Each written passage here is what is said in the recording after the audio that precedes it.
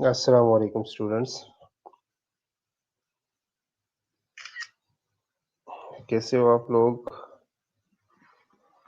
उम्मीद है आप लोग ठीक होंगे। और आवाज़ आ रही है आप लोगों को? चलो,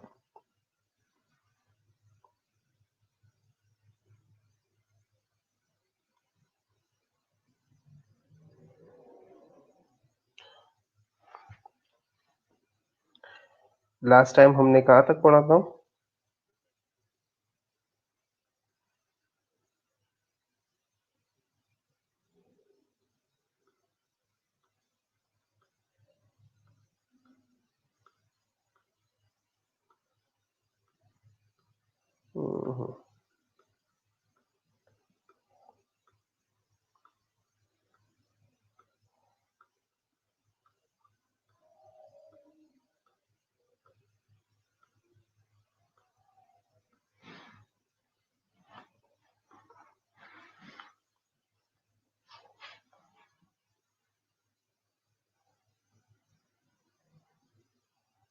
एंटीजन पढ़ लिया था, इम्यूनोजन, ये सारी चीज़ ठीक है। एंटीबॉडी से हम पढ़ेंगे, ठीक है। अच्छा, जितना पढ़ा है उतना सबको समझ आ गया ना? चलो ठीक है, सबको समझ आ रही है वहां तक।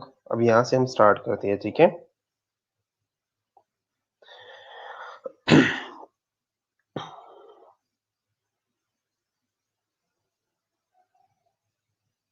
चलो, अब एंटीबॉडी क्या है? एंटीबॉडी जो है इम्यूनोग्लोबुलिन्स है, ठीक है। इम्यूनोग्लोबुलिन्स एक glycoprotein that is made in response to an antigen and can recognize and bind to the antigen that cause its production, ठीक है। अब इम्यूनोग्लोबुलिन क्या है? इम्यूनोग्लोबुलिन वो ग्लाइकोप्रोटीन है जो कि एक एंटीजन के रिस्पॉन्स में बनते हैं। जो फॉरेन बॉडी आती है या जो इनसाइड द बॉडी जो एंटीजन प्रोड्यूस होता है, उसके रिस्पॉन्स में जो बनते हैं वो क्या है? वो इम्यूनोग्लोबुलिन है या एंटीबॉडीज है। अब ये एंटीबॉडी जिस एंटीजन के रिस्पॉन्स में बनती है, उस एंटीजन के साथ ये कंबाइन हो के ये बाइंड हो के एक एंटीबॉडी एंटीजन कॉम्प्लेक्स बनाती है। और उसके बाद उस एंटीजन को रिमूव करने के लिए, किल करने के लिए कोशिश करती है और बॉडी से बाहर निकालने की कोशिश करती है। इसकी कुछ प्रॉपर्टीज है कि ये गेमा ग्लोबुलिन्स हैं, प्लाज्मा सेल से ये प्रोड्यूस होते हैं। सीरम प्रोटीन की 25 टू 30% कंपोनेंट ये एंटीबॉडीज बनाती है। और इसके अलावा ये एंटीबॉडीज कहाँ-कहाँ पे पाई जाती है? सीरम में, टिश्यू फ्लूइड्स में और म्यूकोजल सरफेसेस पे। सारे एंटीबॉडीज इम्यूनोग्लोबुलिन्स हैं, लेकिन सारे इम्यूनोग्लोबुलिन्स एंटीबॉडीज नहीं हो सकते, ठीक है। हर एक एंटीबॉडी जो है वो क्या है? वो इम्यूनोग्लोबुलिन्स है, लेकिन सारी इम्यूनोग्लोबुलिन्स जो है वो एंटीबॉडीज नहीं है, ठीक है। आगे एंटीबॉडी का स्ट्रक्चर है फिर, ठीक है। अब एंटीबॉडी को हम इम्यूनोग्लोबुलिन्स भी कहते हैं, ठीक है। शॉर्टकट में हम ए बी या आई जी लिख सकते हैं। ये एक वाई शेप प्रोटीन है जो कि बी सेल से प्रोड्यूस होता है। और इसका काम क्या है? इसका काम है फॉरेन बॉडी को आइडेंटिफाई करके उसे न्यूट्रलाइज करना। फॉरेन बॉडी को आइडेंटिफाई करके उसे न्यूट्रलाइज करना, ठीक है।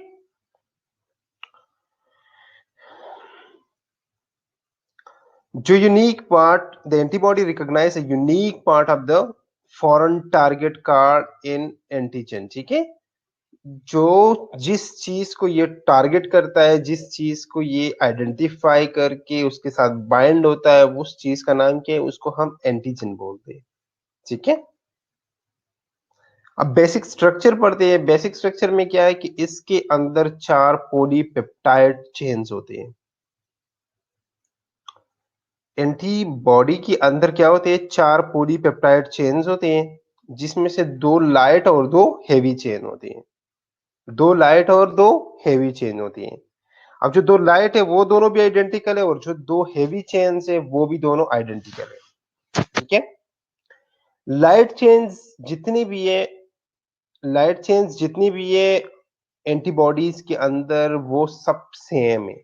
हर एक एंटीबॉडी के अंदर सेम सारी इम्यूनोग्लोबुलिन्स के अंदर सेम लाइट चेन्स होती है और हर लाइट चेन के अंदर वेरिएबल और कांस्टेंट रीजन्स होती हैं। ठीक है, हर चेन के अंदर लाइट और लाइट और हेवी चेन के अंदर क्या होती है, वेरिएबल और कांस्टेंट रीजन होती हैं। हर एक हेवी और लाइट चेन के अंदर अमाइनो टर्मिनल वेरिएबल रीजन के अंदर और कार्बोक्सिल टर्मिनल कांस्टेंट रीजन के अंदर होती है। ठीक है, अब हेवी चेन जो है वो हर एक क्लास के लिए डिफरेंट है, स्ट्रक्चरली भी डिफरेंट है और एंटीजेनिकली भी डिफरेंट है। उस पे एंटीजन भी डिफरेंट होते हैं और स्ट्रक्चर भी उसका डिफरेंट होता है।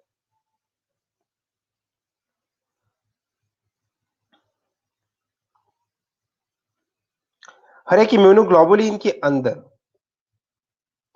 इंट्रा चेन डाइसल्फाइड बॉन्ड्स होती है जो कि एक लूप बनाती है, एक लूप शक्ल बनाता है। ठीक है, हर एक इम्यूनोग्लोबुलिन पेप्टाइड चेन के अंदर अंदर एक और चेन होता है जिसको हम डाइसल्फाइड बॉन्ड कहते हैं और वो एक लूप बनाता है। वो लूप जो है वो फोल्डेड होते हैं और वो एक फोल्डेड शक्ल की वजह से एक ग्लोबुलर स्ट्रक्चर डोमेन बनाता है। लाइट चेन के अंदर सिंगल वेरिएबल डोमेन होता है और सिंगल कांस्टेंट डोमेन होता है। एक वेरिएबल है और एक कांस्टेंट है। लाइट चेन के अंदर एक वेरिएबल एक कांस्टेंट है। लेकिन हेवी चेन के अंदर क्या है, हेवी चेन के अंदर एक वेरिएबल और तीन कांस्टेंट होती है।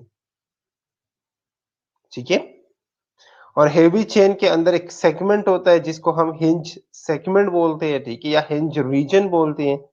ये कहां पे होता है, ये कांस्टेंट चेन्स जो स्टार्ट की कांस्टेंट चेन है, चेन 1 और चेन 2 उसके अंदर होते हैं। ठीक है,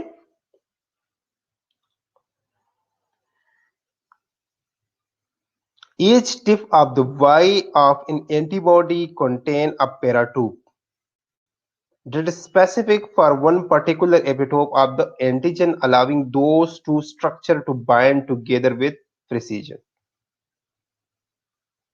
अब जो Y स्ट्रक्चर है ना, इसके टिप पे क्या होता है, पैराट्यूब्स होती है और ये एक स्पेसिफिक एंटीजन के स्पेसिफिक एपिटॉप के लिए स्पेसिफाई होती है, पर्टिकुलर एपिटॉप के लिए ये स्पेसिफाई होती है और इसकी वजह से ये बाइंड है।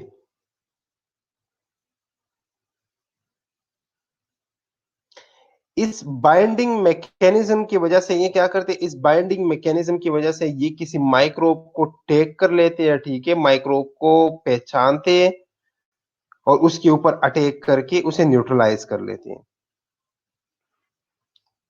ठीक है,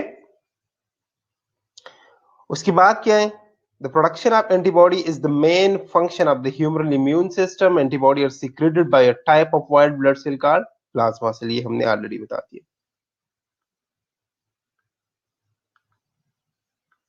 ठीक है, यहां तक समझ आ गई। हम क्या पढ़ रहे थे, हम स्ट्रक्चर पढ़ रहे हैं। ठीक है, एंटीबॉडी का वाई शेप स्ट्रक्चर होता है। उस वाई शेप स्ट्रक्चर के अंदर क्या क्या होता है, दो लाइट और दो हेवी चेन्स होती हैं। हर एक इम्यूनोग्लोबुलिन के अंदर जो लाइट चेन्स होते हैं वो सबके लिए सेम है, लेकिन जो हेवी चेन्स है वो स्ट्रक्चरली और एंटीजेनिकली डिफरेंट होती हैं। अब लाइट चेन के अंदर एक कांस्टेंट एक वेरिएबल होता है, हेवी चेन के अंदर एक वेरिएबल तीन कांस्टेंट होती है। हेवी चेन के अंदर कांस्टेंट 1 और कांस्टेंट 2 के दरमियान एक हिंज रीजन होता है। ठीक है, इसके अलावा जो वाई शेप है इसके ऊपर क्या है, एक पैराटोप है। ठीक है, जो एक एंटीजन के लिए स्पेसिफाई होता है। हर एक एंटीजन के लिए वो स्पेसिफाई होता है और उसकी वजह से वो वहां पे बाइंड होते हैं।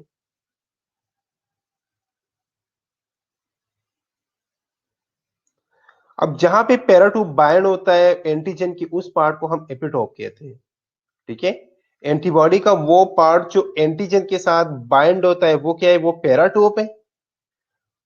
और जो एंटीजन का पार्ट है उसे क्या कहेंगे, जहां पे ये अटैच होगा, वो एपिटोप है। ठीक है,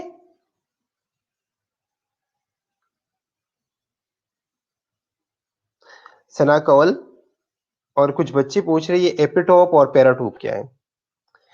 एंटीबॉडी का वो पार्ट, एंटीबॉडी का वो पार्ट जो एंटीजन के साथ कनेक्ट होता है वो क्या है, वो पैराटोप है। और जो पार्ट एंटीजन का कनेक्ट होगा वो क्या है, वो एपिटोप है। इसका मतलब ये कि एंटीजन और एंटीबॉडी जब एक दूसरे से कनेक्ट होते हैं तो एपिटोप और पैराटोप के जरिए कनेक्ट होती है। पैराटोप जो है वो एंटीबॉडी का पार्ट है और एपिटोप जो है वो एंटीजन का पार्ट है। ठीक है,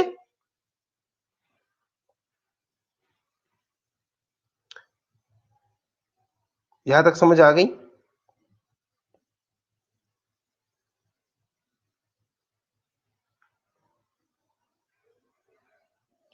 एपिटोप और पैराटोप क्लियर है अब।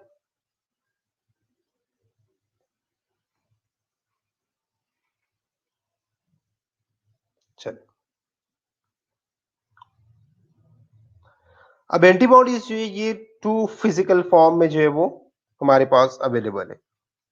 एक सॉल्युबल फॉर्म में होती है जो कि एक सेल से सेक्रिएट होती है, और दूसरा क्या है, दूसरा है मेम्ब्रेन बाउंडेड फॉर्म। अब ये मेम्ब्रेन बाउंडेड फॉर्म जो है ये क्या करती है, ये बी सेल के सरफेस के साथ अटैच होते हैं। ठीक है, जिसको हम बी सेल रिसेप्टर्स बोलते हैं। दूसरी बात क्या है, ये जो बी सेल रिसेप्टर्स है ये सिर्फ और सिर्फ बी सेल के सरफेस पे प्रेजेंट होते हैं। सर दोबारा बता दें। ठीक है, निम्रा, निम्रा का कह रही है कि दोबारा बता दे। ठीक है, अच्छा निम्रा, हमने अभी एंटीबॉडी का स्ट्रक्चर पढ़ा। एंटीबॉडी का स्ट्रक्चर जो एक वाई शेप स्ट्रक्चर है। ठीक है, वाई शेप स्ट्रक्चर के अंदर जो है इसमें टू लाइट और टू हेवी चेन्स होते हैं। ठीक है, लाइट चेन जो है वो हर एक इम्यूनोग्लोबुलिन का सेम होता है, लेकिन जो हेवी चेन जो है वो चेन है वो स्ट्रक्चरली और एंटीजेनिकली जो है वो हर एक के लिए डिफरेंट है। ठीक है, अब जो लाइट चेन है उसके अंदर एक वेरिएबल एक कांस्टेंट होता है। ठीक है, और जो हेवी चेन है उसके अंदर एक वेरिएबल तीन कांस्टेंट होते हैं। हेवी चेन के अंदर जो है एक जो कांस्टेंट 1 और 2 है उसके दरमियान एक हिंज हिंज रीजन होता है। ठीक है, इसके अलावा उसके अंदर एक डाइसल्फाइड बॉन्ड होता है जो कि एक लूप स्ट्रक्चर बनाता है। ठीक है, या ग्लोबुलर स्ट्रक्चर बनाता है। ठीक है, अब दो चीजें और है, इपिटोप और पैराटोप। ठीक है, एंटीजन और एंटीबॉडी ने एक दूसरे के साथ कनेक्ट होना है। अब जो जहां से वो कनेक्ट होते हैं ना, जो एंटीजन का पार्ट है उसे हम इपिटोप कहते हैं और जो एंटीबॉडी का पार्ट है उसे हम पैराटोप कहते हैं। ये पैराटोप और एपिटोप आपस में आके कनेक्ट होते हैं और एक एंटीबॉडी एंटीजन कॉम्प्लेक्स बनाते हैं। अब समझ आ गई आपको। चले, अब एंटीबॉडीज जो है ये दो फिजिकल फॉर्म में अवेलेबल है। एक सॉल्युबल फॉर्म है, एक मेम्ब्रेन बाउंडेड फॉर्म है। सॉल्युबल फॉर्म में जो है ये सेल से सिक्रेट होती है, और मेम्ब्रेन बाउंडेड फॉर्म जो है ये बी सेल के सरफेस के ऊपर अटैच होती है, जिसको हम बी सेल रिसेप्टर्स बोलते हैं। अब ये बी सेल रिसेप्टर्स जो है ये सिर्फ और सिर्फ बी सेल के सरफेस पे है। ठीक है, जो कि ये बॉडी में सर्वाइव करते हैं और ये क्या करते हैं, सेम एंटीजन को याद रखने की सलाहियत रखते हैं। जिस तरह हमने पढ़ा था ना कि मेमोरी बी सेल्स, अब ये जो मेमोरी बी सेल्स है ना, ये बीसीआर जो है, ये बी सेल रिसेप्टर जो है, इसका काम है।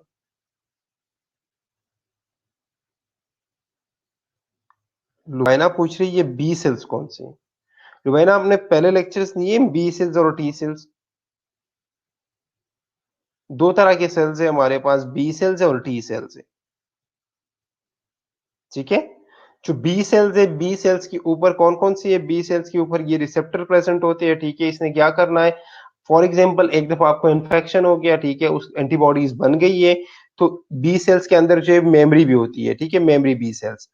अब ये जो मेमोरी बी सेल्स है, इन्होंने क्या करना है, इन्होंने ये करना है कि आइंदा जब सेम एंटीजन आपकी बॉडी में एंटर करता है तो इन सेल ने क्या करना है, इन सेल ने उनको पहचान के उस पर अटैक करना है, वेट नहीं करना, इंतजार नहीं करना कि अब दोबारा जो है वो एंटीबॉडीज बनेगी, ठीक है, एक प्रोसेस होगा, प्रोसेस नहीं होता, ऑलरेडी आपके पास जो है वो रेडीमेड एंटीबॉडीज है आपकी बॉडी में, ठीक है। इन्होंने क्या करना है, इन्होंने उन सेल्स को, उन एंटीजेंस को, उन फॉरेन बॉडीज को पहचान के उसके ऊपर अटैक कर देना है, ठीक है, उसको पहचान के उसके ऊपर सीधा अटैक कर देना है।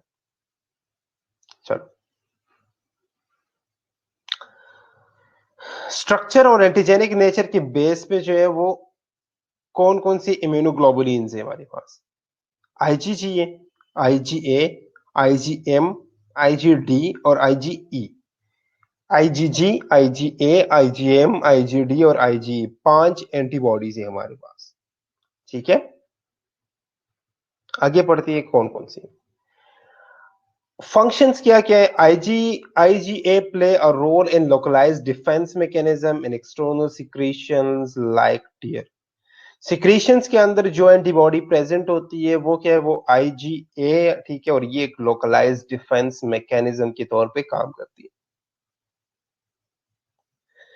नेक्स्ट है आईजीडी।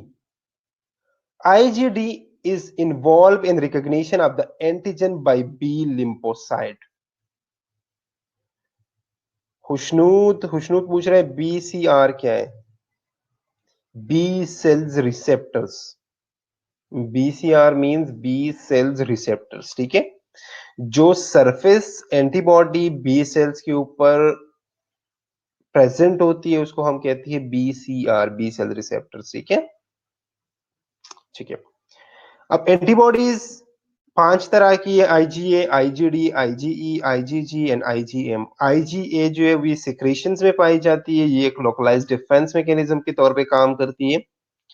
जो आईजीडी है ये एंटीजन बी लिम्फोसाइट जब एंटीजन को रिकॉग्नाइज करती है तो उसे रिकॉग्नाइज करने के अंदर जो ये इन्वॉल्व है। आईजीई जो है ये मोस्टली एलर्जिक रिएक्शंस के अंदर इन्वॉल्व है। जो आईजीजी है इन इसका मेन काम जो है ये कॉम्प्लीमेंट सिस्टम को या कॉम्प्लीमेंट फिक्सेशन के अंदर जो है ये रिस्पॉन्सिबल है, ये इन्वॉल्व है। और जो आईजीएम में ये भी कॉम्प्लीमेंट फिक्सेशन के लिए रिस्पॉन्सिबल है।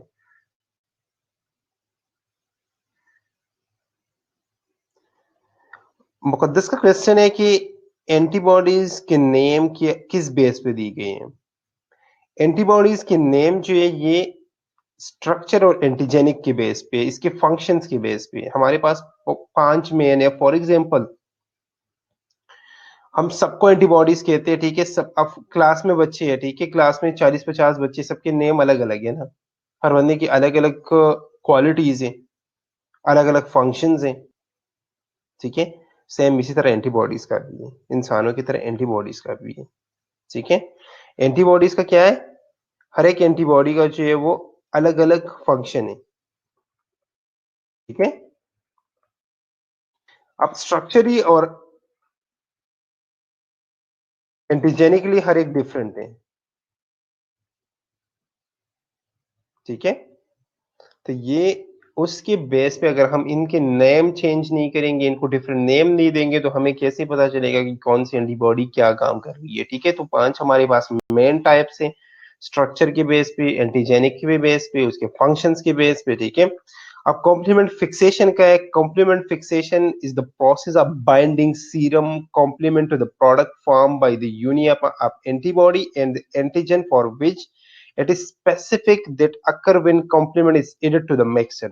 For example, मतलब क्या है, कॉम्प्लीमेंट फिक्सेशन क्या है, कॉम्प्लीमेंट फिक्सेशन वो प्रोसेस है जिसके अंदर ये कॉम्प्लीमेंट सिस्टम जो है ये एंटीजन एंटीबॉडी कॉम्प्लेक्स के साथ क्या होता है, बाइंड होता है, इसे हम कहते हैं कॉम्प्लीमेंट फिक्सेशन।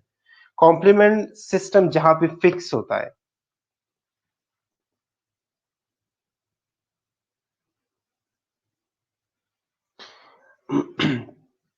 मुकद्दस का क्वेश्चन है कि ये ए D E G M A या कोई और भी हम लिख सकते हैं, लाइक वाई जी, नहीं नहीं वाई जी नहीं लिख सकते, ये स्पेसिफिक नेम्स है। A D E G M ये स्पेसिफिक नेम्स है, ठीक है, इसे हम चेंज नहीं कर सकते। और इनकी स्पेसिफिक फंक्शंस हैं, ठीक है, स्पेसिफिक नेम है, स्पेसिफिक फंक्शंस है। आईजीए का काम क्या है? आईजीए सिक्रीशंस के अंदर प्रोड्यूस होती है और सिक्रीशंस के अंदर ये लोकलाइज्ड डिफेंस मैकेनिज्म के तौर पे काम करती है। आईजीडी जो है ये बी लिम्फोसाइट को एंटीजन रिकॉग्नाइज करने में इन्वॉल्व है, हेल्प आउट करती है, ठीक है। आईजीजी ये एलर्जिक रिएक्शन के अंदर इन्वॉल्व है। आईजीजी और आईजीएम जो है ये कॉम्प्लीमेंट फिक्सेशन के अंदर इन्वॉल्व है। कॉम्प्लीमेंट फिक्सेशन क्या है? कॉम्प्लीमेंट फिक्सेशन वो प्रोसेस है जिसमें ये कॉम्प्लीमेंट सिस्टम जो है ये अटैक करती है एंटीबॉडी एंटीजन कॉम्प्लेक्स के ऊपर, ठीक है। एंटीबॉडी एंटीजन कॉम्प्लेक्स के ऊपर ये अटैक करके उसको इनगल्व करने की कोशिश करती है, ठीक है।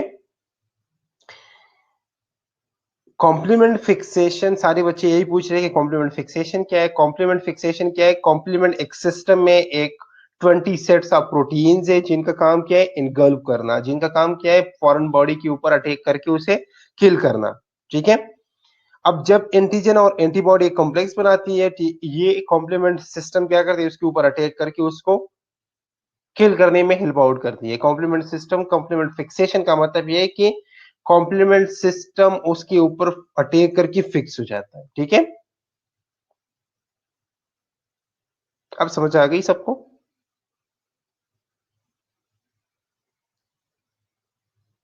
चलो आगे पढ़ते हैं।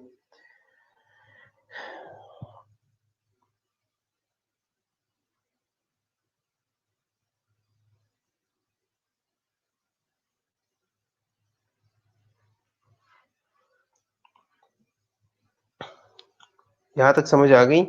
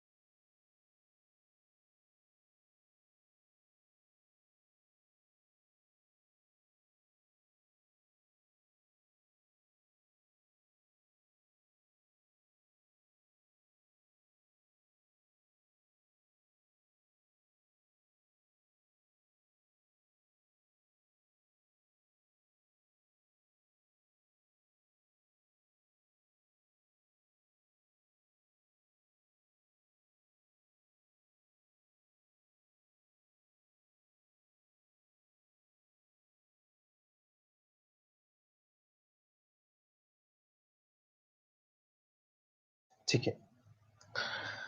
अच्छा, अब आईजीजी हम एक एक पढ़ते हैं अब, ठीक है।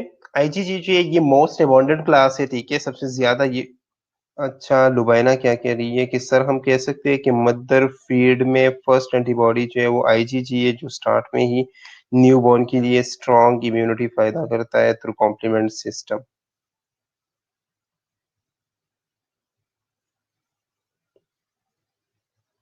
क्वेश्चन जो डिलीट हो गया। आगे हम एक एक पढ़ते हैं, ठीक है, टेंशन ना लो आप लोग। अच्छा, इम्यूनोग्लोबुलिन जी, आईजीजी, ठीक है, the most abundant class in serum, सबसे ज्यादा ये पाई जाती है, ठीक है। 80% जो टोटल इम्यूनोग्लोबुलिन है उसमें 80% जो है वो क्या है? वो आईजीजी है। ब्लड में, प्लाज्मा में और टिश्यू फ्लूइड्स के अंदर ये प्रेजेंट है, ठीक है। इसका हाफ लाइफ जो है वो 23 डेज का होता है। The longest of all of the immunoglobulin, सबसे ज्यादा बॉडी के अंदर ये पाई जाती है, ठीक है। 23 डेज जो इसका हाफ लाइफ है। हाफ लाइफ का मतलब क्या है? हाफ लाइफ का मतलब ये है कि एक इसके बाद जो है ये सिक्रिएट होना शुरू हो जाती है, ठीक है। उसके बाद क्या है? या डेथ की तरफ जो है वो चली जाती है। अच्छा, ठीक है। अब इसके अलावा cross placenta and provide natural immunity to foetus and neonated birth, ठीक है। बर्थ के दौरान, बेबी बर्थ के दौरान जो है ये प्लेसेंटा को क्रॉस करके बेबी के अंदर जो है इम्यूनिटी प्रोड्यूस करती है, ठीक है। Act against bacteria and viruses by opsonization, ठीक है, ये बैक्टीरिया और वायरसेस के खिलाफ जो है वो एक्ट करती है, ठीक है। इसके अलावा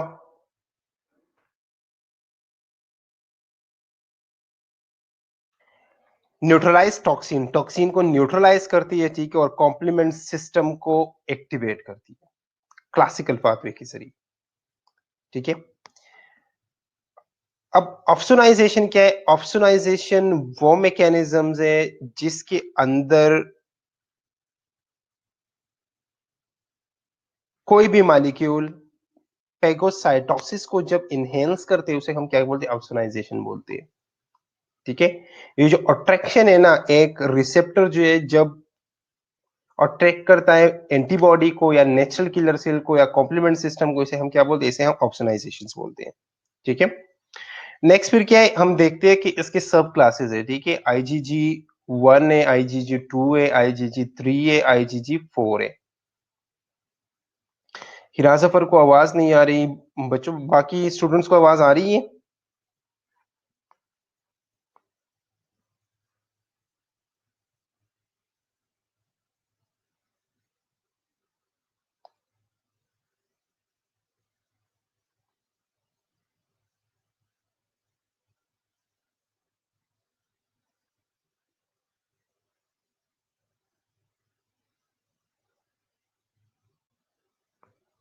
लास्ट स्लाइड रिपीट कर दे। ठीक है,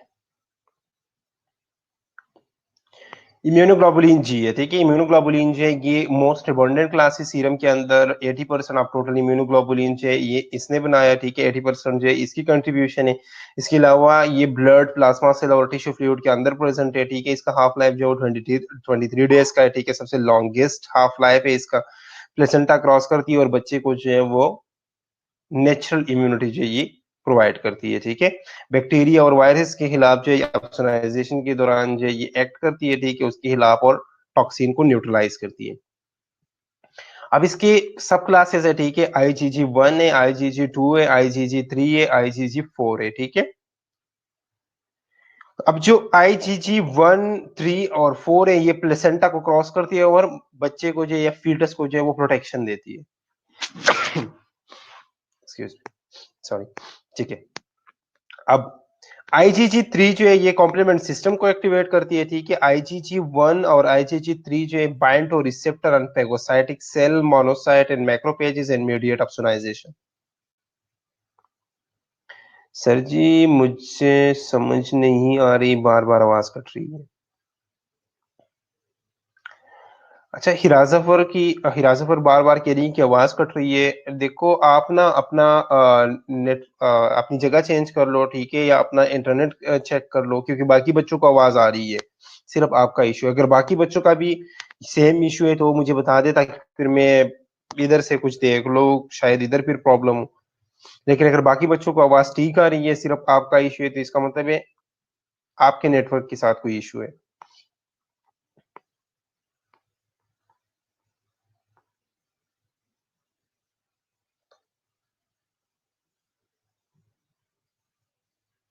बताओ मुझे, बाकी बच्चों को आवाज आ रही है?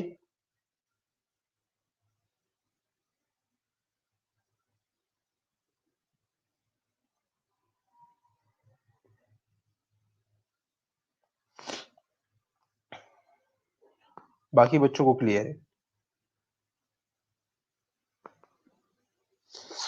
चलो, आईजीजी 1, आईजी 3 और आईजीजी 4 जो है ये प्लेसेंटा को क्रॉस करके बच्चे को जो है प्रोटेक्शन देती है। आईजीजी 3 जो है ये कॉम्प्लीमेंट सिस्टम को एक्टिवेट करती है। आईजीजी 1 और आईजीजी 3 जो है ये रिसेप्टर के साथ बाइंड होके ऑप्सोनाइजेशन को मीडिएट करती है। ठीक है, अब नेक्स्ट इम्यूनोग्लोबुलिन ए, आईजीए। ठीक है, इम्यूनोग्लोबुलिन ए, आईजीए जो है ये 10 to 15% ऑफ टोटल इम्यूनोग्लोबुलिन जो है ये बनाती है। ठीक है, इसके अलावा ये कहाँ कहाँ पे प्रेजेंट होती है? Present in milk, saliva, tears, mucus of respiratory tract, digestive tract, and genitourinary tract.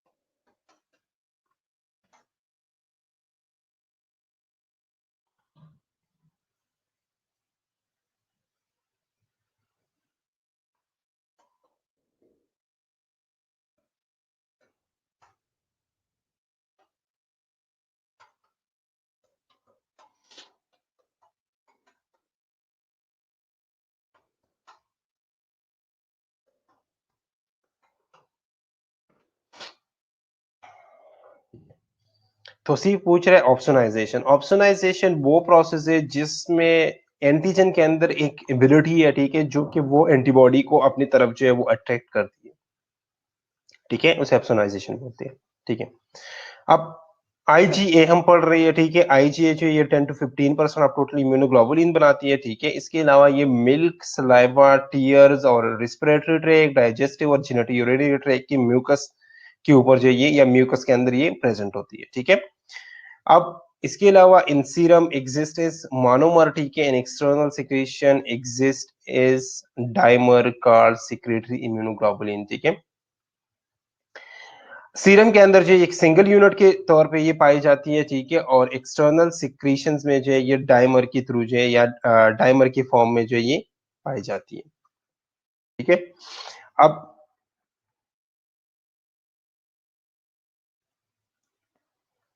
Monomer क्या है? मोनोमर जो है एक सिंगल यूनिट को बोलते हैं, ठीक है। मोनोमर एक सिंगल यूनिट है जो कि ये मिल के पॉलीमर बनाते हैं, ठीक है। Monomer is a single unit, ठीक है।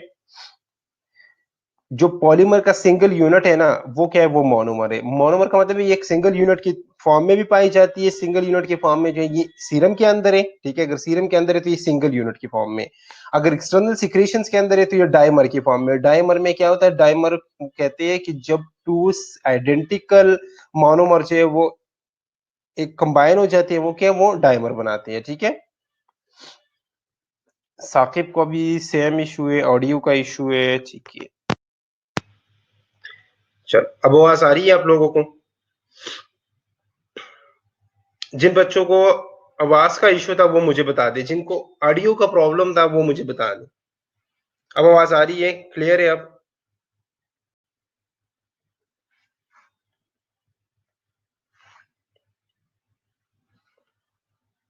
चलिए, शुक्र है। अब इसका हाफ लाइफ जो है वो कितना है? इसका हाफ लाइफ जो है वो 6 to 8 डेज है। उसका हाफ लाइफ जो था वो आई थिंक 23 डेज था, 20 डेज था, ठीक है। और इसका हाफ लाइफ जो है वो 6 to 8 डेज है, ठीक है। अब फंक्शंस क्या है इसके? प्रोवाइड लोकल इम्यूनिटी प्रोवाइड करती है। Secretory IgA bind to surface antigen of micro organism and prevent attachment and invasion of the mic to the mucosal surface of respiratory and digestive tract, ठीक है। ये क्या करती है? सिक्रेटरी आईजी जो है, जो सिक्रीशंस के अंदर पाई जाती है, ये सरफेस एंटीजन के साथ बाइंड होके उससे अटैचमेंट और इन्वेजन से जो है वो रोक लेती है। जो म्यूकोसल सर्फेसेस है ना, म्यूकोसल सर्फेसेस के ऊपर म्यूकोजा जो है वो रिलीज होती है, सिक्रीट होती है, ठीक है। इस म्यूकोजा के अंदर जो सिक्रीशंस है ना, सिक्रीशंस के अंदर जो आईजीए प्रेजेंट है।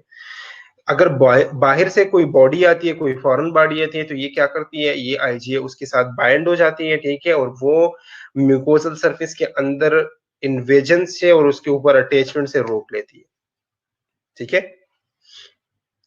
Security IgA provide important line of defense against Salmonella, Vibrio, cholera, Neisseria, gonorrhea, influenza virus and polio virus.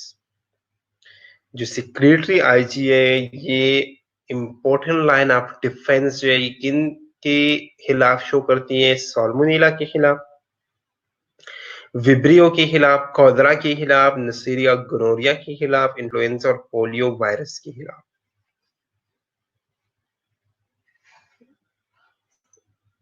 Zainab अज़मत कह रही है कि मेरी वीडियो कंटिन्यूअसली पॉज़ हो रही है। देखो बेटा, बाकी बच्चों के साथ कोई इश्यू नहीं है, वीडियो में भी और ऑडियो में भी। कुछ बच्चों का इश्यू था ऑडियो का, वो भी सॉल्व हो गया, ठीक है। तो अगर आपकी वीडियो जो है वो कंटिन्यूअसली पॉज़ हो रही है, तो इसका मतलब ये है कि आपके नेटवर्क में कोई इश्यू है, ठीक है। तो आप या तो जगह चेंज कर लें या आप नेटवर्क चेक कर लें कि क्या इश्यू आ रहा है, ठीक है। चलें। Secretory IgA present in breast milk protect newborn during first months of life, ठीक है। बच्चा जब डिलीवर होने के बाद ये जो फर्स्ट मंथ है, ठीक है, जो स्टार्टिंग के मंथ है, उनमें जो है ये आईजीए जो है ये उन्हें प्रोटेक्ट करती है, क्योंकि ये सिक्रीशंस के अंदर, ब्रेस्ट मिल्क के अंदर जो है ये प्रेजेंट होती है। इन्होंने भी कॉम्प्लीमेंट सिस्टम को एक्टिवेट करना होता है, ठीक है। Promote phagocytosis and intracellular killing of micro organism. Phagocytosis को ये प्रमोट करती है, ठीक है, और इंट्रासेलुलर किलिंग जो है माइक्रो ऑर्गेनिज्म का, उसमें एक वाइटल रोल जो है वो प्ले करती है। नेक्स्ट है इम्यूनोग्लोबुलिन एम। अब जो इम्यूनोग्लोबुलिन एम में ये 5 to 10% of total serum protein है। ये इसके अंदर जो पॉलीमर के फॉर्म में जो ये प्रेजेंट है, पेंटामर पॉलीमर उसे हम कहते हैं। पेंटामर हम क्यों कहते हैं? क्योंकि उसके अंदर 5 मोनोमेरिक यूनिट्स हैं। इसके अंदर 5 यूनिट्स है, ठीक है। 5 यूनिट्स है वो मिलके एक पॉलीमर बनाते हैं, इसे हम कहते हैं पेंटामर है, ठीक है। और इसके अंदर एक डाइसल्फाइड बॉन्ड है, जिसको हम डाइसल्फाइड बॉन्ड के अंदर जो है, डाइसल्फाइड बॉन्ड की वजह से ये एक दूसरे से बाइंड है। और दूसरा क्या है, इसके अंदर एक जे चेन है, ठीक है। तो दो चीजें जो कि इस पेंटामर को होल्ड रखती है, वो क्या है? वो डाइसल्फाइड बॉन्ड और जे चेन है, ठीक है। और इसका हाफ लाइफ जो है वो 5 डेज का है। अब मोस्टली इम्यूनोग्लोबुलिन्स एम जो है ये इंट्रावेस्कुलरी, 80% आप इम्यूनोग्लोबुलिन एम जो है ये इंट्रावेस्कुलर पाए जाते हैं, ठीक है। इंट्रासेलुलर टिश्यू फ्लूइड्स के अंदर अगर हम देखते हैं तो इसका बहुत कम कंसंट्रेशन है। Most of the immunoglobulin M जो है ये इंट्रावेस्कुलर जो है वो पाई जाती है, ठीक है। प्लेसेंटा को क्रॉस नहीं करते, ठीक है।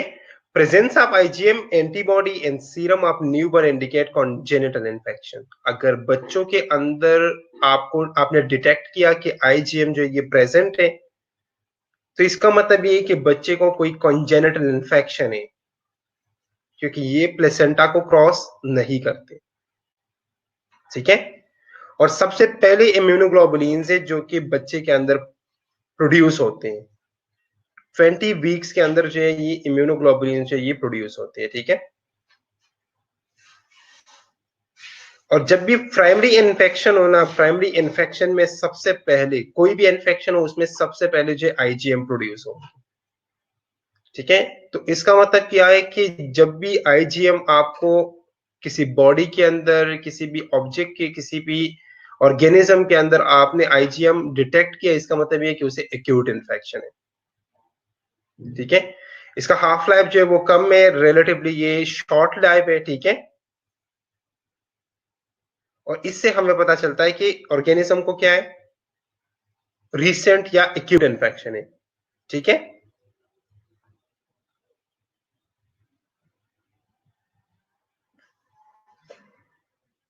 ठीक है, चलिए नेक्स्ट।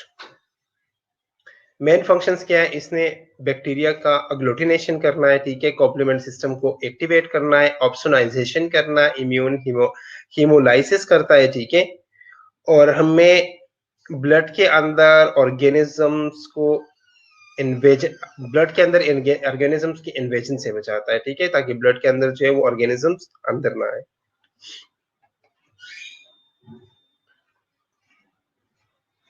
उसके बाद है इम्यूनोग्लोबुलिन ई। जो इम्यूनोग्लोबुलिन ई है, इसका स्ट्रक्चर जो है वो बिल्कुल आईजीजी की तरह सेम है, ठीक है। इसका हाफ लाइफ जो है वो कम है, वो 2 डेज का है। हीट लेबाइल है, ठीक है। हीट की वजह से जो ये इनएक्टिवेट हो सकते हैं, हीट की वजह से इसका स्ट्रक्चर जो है वो चेंज हो सकता है, इसकी प्रॉपर्टीज जो है वो चेंज होती रहती है, ठीक है। हीट लेबाइल है, ठीक है। 560 डिग्री सेंटीग्रेड पे अगर आप इसे 1 आवर के लिए हीट करते हो तो ये इनएक्टिवेट हो जाती है, ठीक है। और मोस्टली जो है ये एक्स्ट्रा सेलुलर जो है ये प्रेजेंट होती है, ठीक है।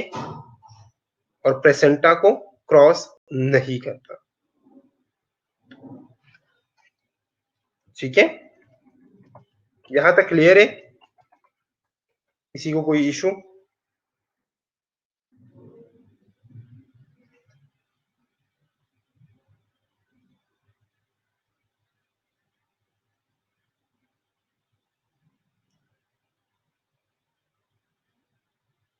अग्लूटिनेशन क्या है? कुछ बच्चों का क्वेश्चन है कि अग्लूटिनेशन क्या है। अच्छा निम्रा सर, आपने कहा कि एक इन्फ्लुएंस किल करता है माइक्रो ऑर्गेनिज्म को by activation of complement system. तो क्या फ्रेंड का कॉम्प्लीमेंट सिस्टम इतना एक्टिवेटेड होता है कि वो किल करे माइक्रो ऑर्गेनिजम्स को? ऐसा भी नहीं है कि ऐसा भी नहीं है कि बेबी के अंदर जो है वो इतनी कैपेसिटी या इतनी कैपेबिलिटी होती नहीं होती कि वो ऑर्गेनिज्म को किल करे। बिल्कुल ऐसा ही है, बच्चे के अंदर भी एंटीबॉडीज जो है वो प्रेजेंट है, बच्चे के अंदर भी कॉम्प्लीमेंट सिस्टम प्रेजेंट है, ठीक है। लेकिन ये है कि स्टार्टिंग जब बच्चा पैदा होता है जिस वक्त पे, उस वक्त पे सिर्फ वो एंटीबॉडीज प्रेजेंट है जो कि प्लेसेंटा को क्रॉस करती है, ठीक है। इसके अलावा जो है स्टार्टिंग डेज में फिर जब वो ब्रेस्ट फीड लेता है तो ब्रेस्ट फीड के जरिए जो है उसे बाकी जो सिक्रेटरी एंटीबॉडीज है जो कि सिक्रीशंस के अंदर प्रेजेंट है वो भी उसके अंदर ट्रांसफर हो जाती है। इसके अलावा जो है आईजीएम भी प्रोड्यूस होती है, ठीक है। अब अगर उस बच्चे को जो है उसके बाद स्टार्टिंग डेज में सिर्फ ये एंटीबॉडीज ये उसे प्रोटेक्ट करती है, ठीक है। और इनका काम है फिर कॉम्प्लीमेंट सिस्टम को एक्टिवेट करना और कॉम्प्लीमेंट सिस्टम से काम लेना, ठीक है। मैं लास्ट स्लाइड को, ठीक है, लास्ट स्लाइड ये है, ठीक है। इसके फंक्शंस क्या है? एग्लूटिनेशन करती है बैक्टीरिया की। एग्लूटिनेशन का मतलब क्या है? एग्लूटिनेशन का मतलब है कि जब पार्टिकल्स की क्लंपिंग होती है ना, उसको हम एग्लूटिनेशन बोलते हैं, ठीक है।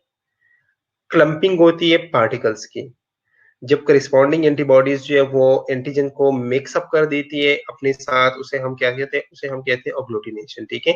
एग्लूटिनेशन जो है वो ये मोस्टली ब्लड ग्रुपिंग के दौरान जो है वो यूज होती है, ठीक है। एग्लूटिनेशन, एग्लूटिनेशन क्लंपिंग को कहती है, ठीक है। जब काफी सारे, जब करिस्पॉन्डिंग, जब एंटीबॉडीज आती है एंटीजन को साथ मिला लेती है, ठीक है, वो एक क्लम्प सा बना लेती है, ठीक है, एक झुंड सा बना लेती है, उसे हम क्या कहते हैं? उसे हम एग्लूटिनेशन बोलते हैं, ठीक है।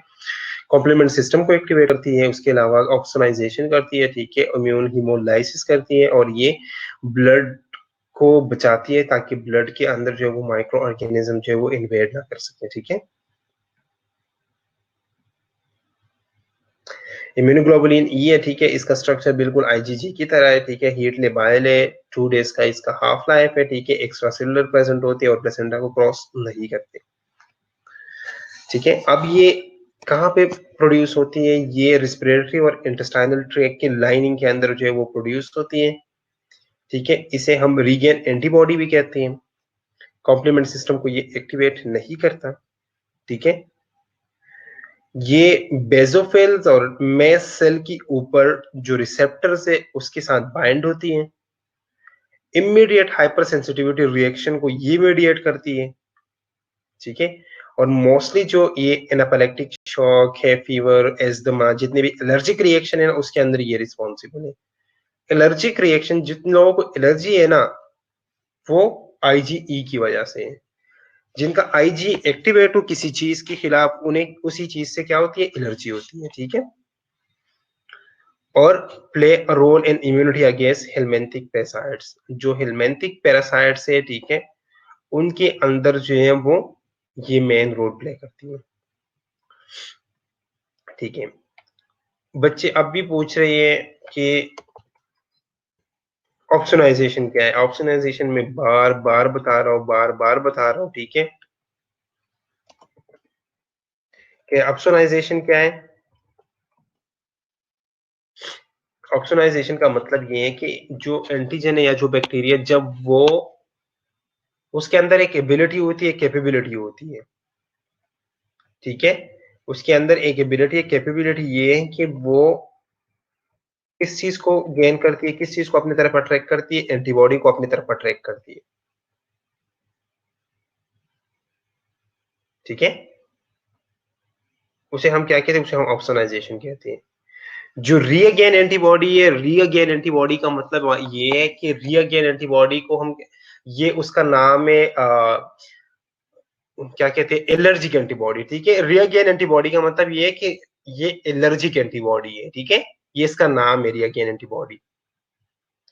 एलर्जिक एंटीबॉडी को रिअगेन एंटीबॉडी कहते हैं, ठीक है। इसका नाम ही यही है, इसका नाम है रिअगेन एंटीबॉडी, एलर्जिक एंटीबॉडी, होमोसाइटोट्रोपिक एंटीबॉडी, ठीक है।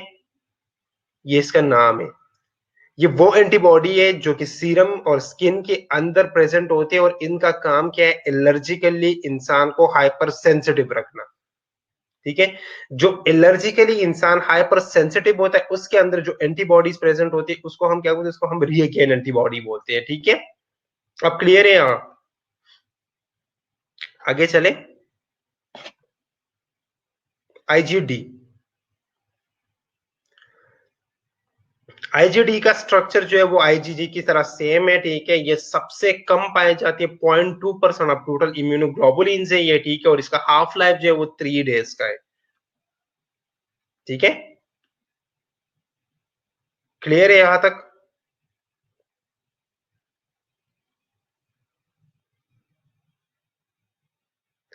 इनमें किस इसमें से कोई क्वेश्चन?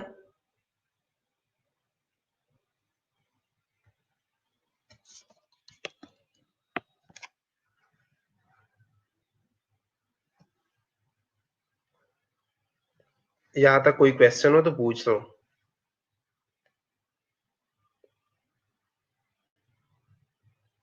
नो। चले, अब आप लोग 20 मिनट्स का ब्रेक ले लो, ठीक है। ये पीपीटी खत्म हो गई है। अब हाफ लाइफ बता दूं, ठीक है। हाफ लाइफ का मतलब क्या है? हाफ लाइफ जो है वो मोस्टली जो है ये ड्रग के साथ जो है वो एक ड्रग, जब हम ड्रग्स की बात करते हैं ना, ये उसमें जो है ना आपको हाफ लाइफ की समझ आ जाएगी, लेकिन मैं वैसे बता देता हूँ कि हाफ लाइफ का मतलब क्या है। हाफ लाइफ का मतलब ये है ना कि इसके बाद जो ये ड्रग या ये जो एंटीबॉडी है ये सीक्रेट होना, बॉडी से सीक्रेट होना जो है उसका स्टार्ट हो जाता है, ठीक है। हाफ लाइफ का मतलब ये है कि हाफ लाइफ तक जो है ये एक्टिवेट होती है, ठीक है। एक एंटीबॉडी या एक ड्रग जो है जब वो अपना एक्शन शुरू कर दे, जब वो अपना फंक्शन शुरू कर देता है, तो वो आराम आराम से जो है वो फंक्शन या वो जो स्टेटस है वो आराम आराम से कम होता रहता है, ठीक है। हाफ लाइफ वो पॉइंट है, एक ऐसा पॉइंट आता है जिसपे इस एंटीबॉडी का जो मैक्सिमम इफेक्ट है ना, या जो ड्रग है उसका मैक्सिमम इफेक्ट है, जो फुल इफेक्ट है वो वहां तक पहुंच जाता है, ठीक। और उसके बाद उसका डिग्रेडेशन शुरू हो जाता है। हाफ लाइफ वो स्टेट है जहां पे एंटीबॉडी और ड्रग जो है वो अपना मैक्सिमम इफेक्ट देके उसके ऊपर उसका डिग्रेडेशन शुरू हो जाता है, इसको हम बोलते हैं हाफ लाइफ। हाफ लाइफ वो पॉइंट है जहां से एक ड्रग की, जहां से एक एंटीबॉडी का डिग्रेडेशन स्टार्ट हो जाता है, ठीक है। इसीलिए हम इसे हाफ लाइफ बोल। अदीना पूछ रही है कि इसे हाफ लाइफ क्यों बताते हैं, फुल लाइफ क्यों नहीं कहते?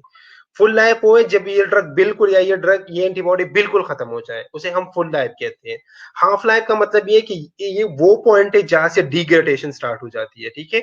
जब ये बिल्कुल खत्म हो जाए तो वो फिर फुल लाइफ है, ठीक है। इसलिए हम इसे हाफ लाइफ बोलते हैं, जिसके हाफ लाइफ है, ठीक है। मैक्सिमम इफेक्ट दिया, मैक्सिमम इफेक्ट के बाद ये डिग्रेडेशन स्टार्ट हो जाती है, इसे हम हाफ लाइफ बोलते हैं, ठीक है।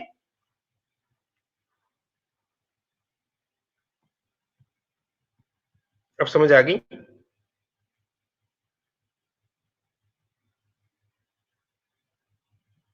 ठीक है। अच्छा, अब आप लोग 20 मिनट्स का ब्रेक ले लो, ठीक है। इसके बाद हम नेक्स्ट पीपीटी स्टार्ट करेंगे, हाइपर सेंसिटिविटी रिएक्शंस। वो भी इसी के अंदर आता है, ठीक है। हाइपर सेंसिटिविटी रिएक्शंस हम पढ़ते हैं, ठीक है। और आप लोगों ने आना है, अब 11:55 है, ठीक है। आप लोगों ने 12:15 पे सबने प्रेजेंट होना है, ठीक है।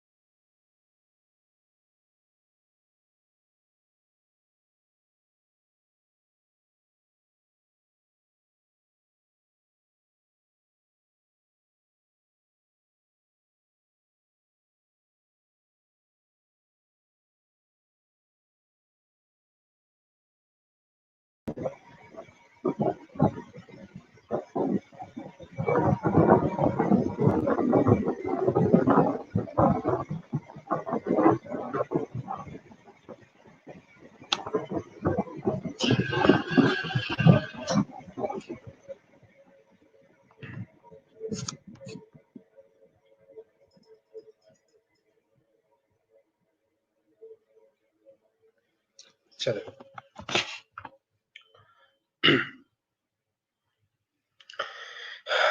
अच्छा कुछ बच्चे कह रहे हैं कि ये चैप्टर दोबारा से रिवाइज कर ले, तो क्या पूरा पढ़ा दे वो पे। हम एक काम करते हैं, अभी तो इतना टाइम नहीं है कि पूरा चैप्टर दोबारा जो है वो हम रिपीट कर ले, ठीक है। तो ये हम फिर नेक्स्ट में इंशाल्लाह जो है वो रिपीट कर लेंगे, ठीक है। नेक्स्ट लेक्चर में हम रिपीट कर लेंगे, ठीक है।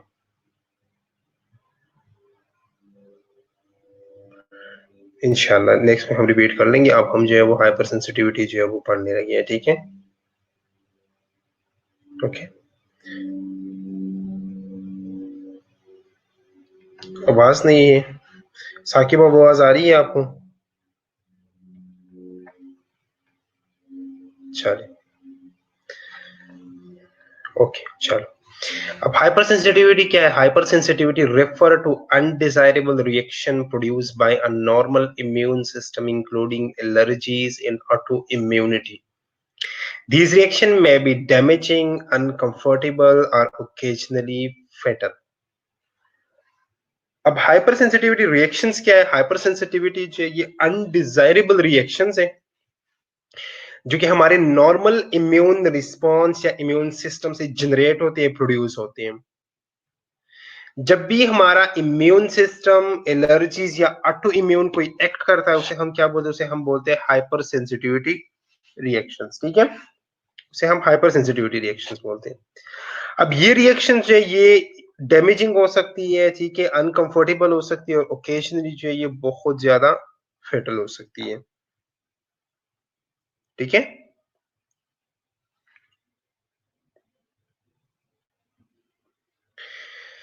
क्लासिफिकेशन है इसकी hyper sensitivity auto immunity. Auto immunity का मतलब ये है कि हमारा अपना इम्यून रिस्पॉन्स या अपना इम्यून सिस्टम जो है वो अपने सेल्स के ऊपर जो है वो अटैक कर लेती है। जो हमारे अपने सेल्स हैं, अपनी बॉडी के खिलाफ जब हम हमारा इम्यून सिस्टम एक्ट करता है, उसे हम बोलते हैं ऑटो इम्यूनिटी, ठीक है।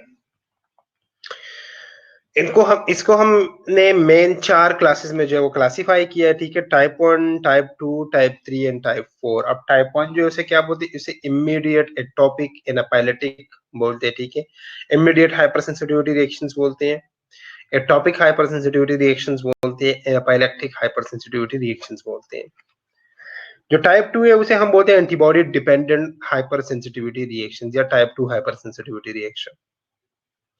जो टाइप 3 है इसको हम बोलते हैं इम्यून कॉम्प्लेक्स या type 3 hyper sensitivity reactions.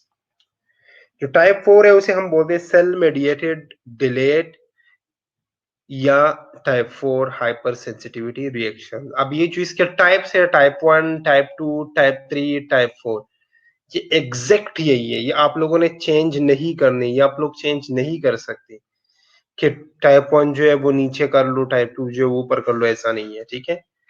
Type 1 जो है वो टाइप 1 ही रहेगा, टाइप 2 जो है वो टाइप 2 ही रहेगा, टाइप 3 जो है वो टाइप 3 ही रहेगा, और टाइप 4 जो है वो टाइप 4 ही रहेगा। इसको आप चेंज नहीं कर सकते। ये बात याद रखिए कि टाइप 1 को हम बोलते हैं इमीडिएट हाइपर सेंसिटिविटी रिएक्शन, और टाइप 4 को हम बोलते हैं डिले हाइपर सेंसिटिविटी रिएक्शंस, ठीक है। तो टाइप 1 अब आगे देखते हैं। Type 1 hyper sensitivity reaction, type 1 hyper sensitivity reactions को हम एनाफाइलेक्टिक हाइपर सेंसिटिविटी या इमीडिएट हाइपर सेंसिटिविटी रिएक्शंस भी बोलते हैं। अब ये वो रिएक्शन है, अगर इसमें skin, eyes, nose, broncho, GI track, bronchopulmonary और जीआई ट्रैक जो ये बहुत ज्यादा जो है इसमें इन्वॉल्व होती है। अब अगर स्किन इन्वॉल्व है तो स्किन पे क्या होगा? स्किन पे जो है अर्टिकेरिया और एक्जिमा आता है, ठीक है। अगर किसी को स्किन स्किन की एलर्जी है तो स्किन पे जो है वो अर्टिकेरिया और एक्जिमा जो है ये प्रोड्यूस होते हैं या ये अपीयर होते हैं। आइस के अंदर जो है मोस्टली कंजक्टिवाइटिस है, नोज के अंदर या नेसोफेरिंक्स के अंदर रिनोरिया, रनिंग नोज और रिनाइटिस है। ब्रोंकोपल्मोनरी टिश्यूज के अंदर अगर हम देखें तो एस्थमा है, और जीआई ट्रैक के अंदर अगर हम देखें तो गैस्ट्रोएंटेराइटिस जो है ये मोस्टली जो है ये शो होता है। ठीक है, ठीक है, शॉर्ट रिव्यू दे दो। हाइपर सेंसिटिविटी रिएक्शंस है। हाइपर सेंसिटिविटी रिएक्शंस का मतलब क्या है? हाइपर सेंसिटिविटी रिएक्शंस का मतलब ये है जब भी हमारा इम्यून सिस्टम जो है वो अपनी ही बॉडी को फॉरेन बॉडी कंसिडर करके उसके खिलाफ रिएक्शंस करते हैं, उसे हम क्या कहते हैं? ऑटो इम्यून रिएक्शंस कहते हैं। और ये ऑटो इम्यून रिएक्शंस जो है ये हाइपर सेंसिटिविटी रिएक्शंस है, या जो हमारी अंदर एलर्जीज वगैरह आती है वो हाइपर सेंसिटिविटी रिएक्शंस के अंदर आती है। अब ये जो रिएक्शंस हो रहे हैं ये आपकी बॉडी को डैमेज कर सकता है, आपको अनकंफर्टेबल कर सकता है, और कभी कभी ये बहुत ज्यादा फैटल जो है वो होते हैं, जो कि आपको डेथ की तरफ लेके जा सकती है। अब इसको हमने चार मेन क्लासेस में क्लासिफाई किया है। Type 1 hyper sensitivity reaction, type 2 hyper sensitivity reaction, type 3 hyper sensitivity reaction and type 4 hyper sensitivity reaction. अब ये जितने टाइप्स है ना, टाइप 1, टाइप 2, टाइप 3, टाइप 4, ये कंफर्म एग्जैक्ट यही टाइप्स हैं। आप इसे चेंज नहीं कर सकते अपनी मर्जी से कि टाइप 1 को ऊपर कर लो, टाइप 2 को 3 पे ले आओ, टाइप 3 को 4 पे ले आओ। ऐसे आप इस तरह बिल्कुल भी नहीं कर सकते।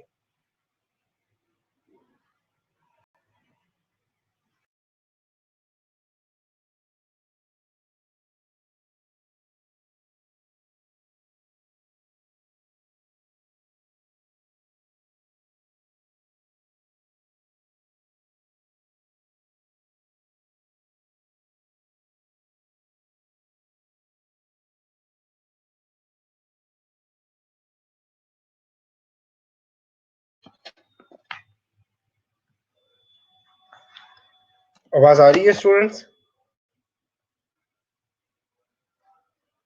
ठीक है। टाइप 1 हाइपर सेंसिटिविटी रिएक्शन को हम immediate atopic anaphylactic hyper sensitivity reactions बोलते हैं। टाइप 2 को हम antibody dependent hyper sensitivity reactions बोलते हैं। टाइप 3 को हम इम्यून कॉम्प्लेक्स बोलते हैं। ठीक है, और टाइप 4 को हम cell mediated delay type of hyper sensitivity reactions बोलते हैं। ठीक है, अब आगे type 1 hyper sensitivity reaction. Type 1 hyper sensitivity, जैसे मैंने पहले कहा कि इसको हम immediate anaphylactic hyper sensitivity reactions बोलते हैं। मोस्टली जो है इसमें स्किन आईज, नेसोफेरिंक्स, ब्रोंकोपल्मोनरी और गैस्ट्रोइंटेस्टाइनल ट्रैक्ट जो है वो इन्वॉल्व होते हैं।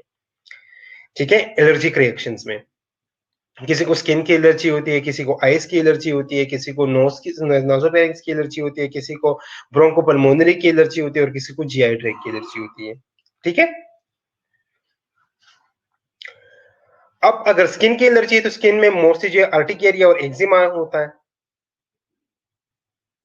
अगर आईज की है तो उसके अंदर कंजक्टिवाइटिस है। अगर नोज की है तो रिनोरिया और रिनाइटिस है। ठीक है, ब्रोंकोपल्मोनरी है तो उसके अंदर जो है वो एस्थमा है। ठीक है, और अगर जीआई ट्रैक है तो उसके अंदर जो है वो मोस्टली जो है वो गैस्ट्रोइंटेस्टाइनल जो है वो रिएक्शन जो है वो आते हैं। अर्टिकेरिया क्या है? अर्टिकेरिया को हम हाइव्स भी बोलते हैं। स्किन के ऊपर जो है ना सोलन रेड बम्प्स जैसे बन जाती हैं। स्किन के ऊपर क्या बनते हैं? स्किन के ऊपर ऐसे ना मोटे मोटे व्हील्स बन जाते हैं। जिस तरह मच्छर काटता है ना, मच्छर, तो मच्छर के काटने की वजह से क्या होता है,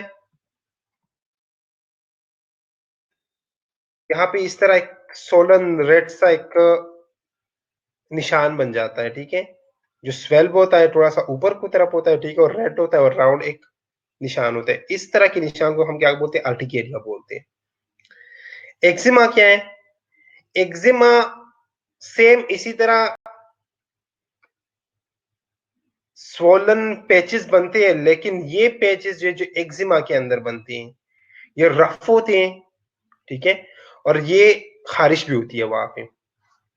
ठीक है, और कभी कभार जो ये एक्जिमा के अंदर जो बनते हैं वो इन्फ्लेम होते हैं और बिल्कुल रेड होती है।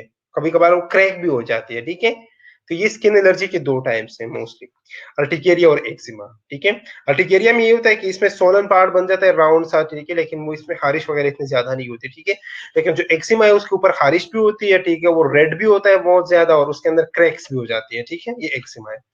अब आईज के अंदर कंजक्टिवाइटिस होता है। कंजक्टिवाइटिस क्या है? कंजक्टिवाइटिस ये जो कंजक्टाइवा है ना, जो हमारा जो आई का व्हाइट पार्ट है, इसके ऊपर जो एक शाइनी लेयर है, आई के ऊपर जो व्हाइट पार्ट है ना, आई का व्हाइट पार्ट के ऊपर एक शाइनी लेयर है। अगर आप मिरर में अपने आप को देखें, ठीक है, अपने आईज को देखें, तो आईज के ऊपर एक शाइनी लेयर होता है जिसको हम बोलते हैं कंजक्टाइवा।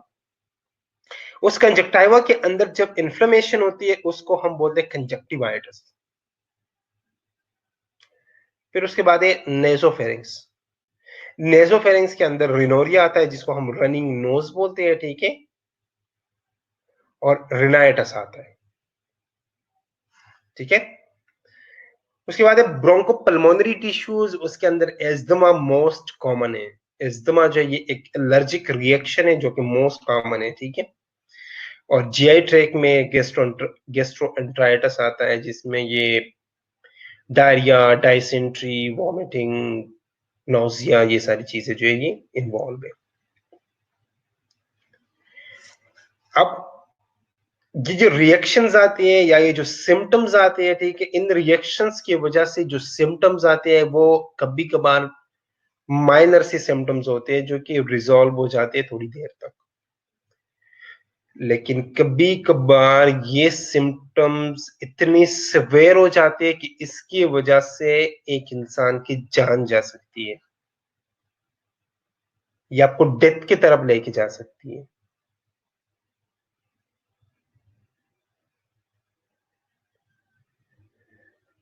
अब ये रिएक्शन जो है, इन रिएक्शन को स्टार्ट होने में जब एंटीजन हमारी बॉडी के अंदर इन्वेड होता है, जब एंटीजन के साथ हमारा एक्सपोयर होता है, तो ये रिएक्शन 15 टू 30 मिनट्स के अंदर अंदर जो है स्टार्ट हो जाती है।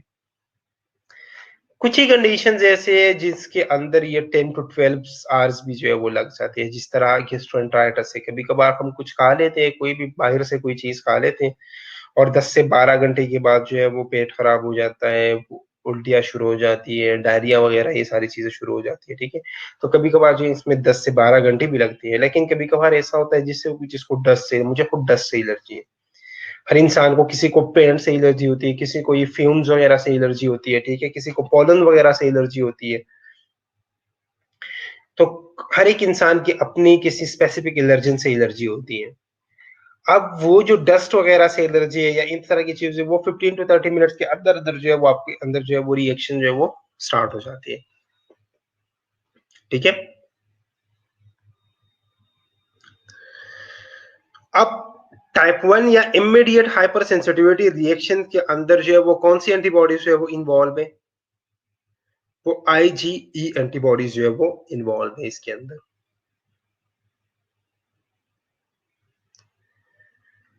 अब जिसका प्राइमरी सेलुलर कंपोनेंट है, जो इसमें सेल्स इन्वॉल्व है हाइपर सेंसिटिविटी रिएक्शंस में, जो ये टाइप 1 हाइपर सेंसिटिविटी रिएक्शन में, इनमें कौन कौन से सेल्स इन्वॉल्व है? मैस्ट सेल और बेसोफिल्स जो है वो इन्वॉल्व है इसमें।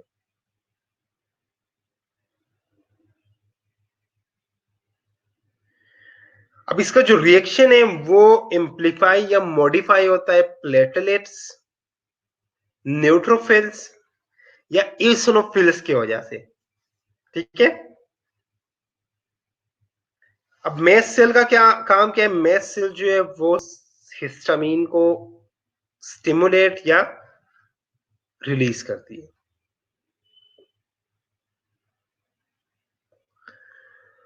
अब हम बार बार कह रहे हैं कि एलर्जी है, एलर्जी है, एलर्जी है। अब जिस चीज की वजह से एलर्जी होती है उस चीज को हम क्या बोलते हैं? जिस चीज से आपको एलर्जी है उसे हम बोलते हैं एलर्जन।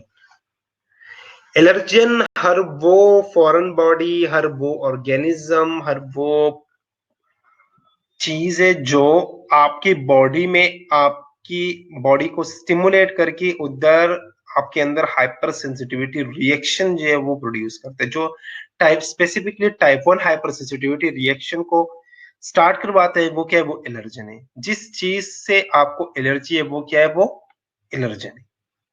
अब वो कोई भी चीज हो सकती है, ठीक है, कोई वैक्सीन हो सकता है, कोई फॉरेन सीरम हो सकता है, कोई नट, सी फूड, एग, बीन्स वगैरह, मिल्क वगैरह, इस तरह की चीजें हो सकती है, ठीक है। या आपको किसी मच्छर ने काट लिया, ठीक है, कोई मक्खी वगैरह आ गई उसने काट लिया, ठीक है, कोई सांप वगैरह ने डसा है, ठीक है, या कोई कॉकरोच, कॉकरोच से भी होती है, ठीक है, ये नहीं है कि कॉकरोच से नहीं होती, ठीक है। उसके अलावा डस्ट वगैरह है, ठीक है, कोई भी कोई ड्रग्स वगैरह, पेनिसिलिन वगैरह, किसी को ड्रग्स वगैरह, एंटीबायोटिक्स वगैरह से एलर्जी होती है, ठीक है।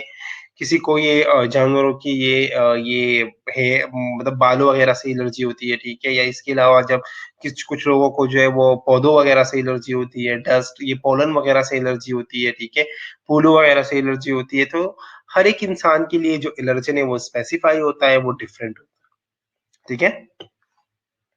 इसके बाद एटोपी है। Atopy is a term for the genetic trait to have predisposition for localized anaphylaxis.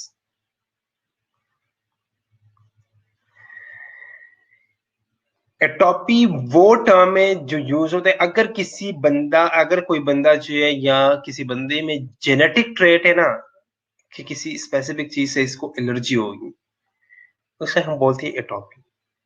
कुछ लोग ऐसे होते हैं जो पैदाइशी उन्हें एलर्जी होती है किसी स्पेसिफिक चीज से, वो क्या है, वो एटोपी है। अब एटॉपिक इंडिविजुअल जितने भी होते हैं उनके अंदर जो है वो आईजी और एसिनोफिल्स का जो लेवल होता है वो ज्यादा होगा, ठीक है। एटॉपी क्या है? एटॉपी वो कैरेक्टरिस्टिक है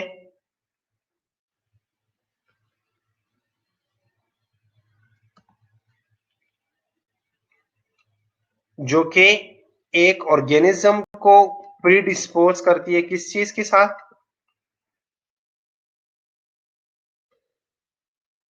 एलर्जी के साथ,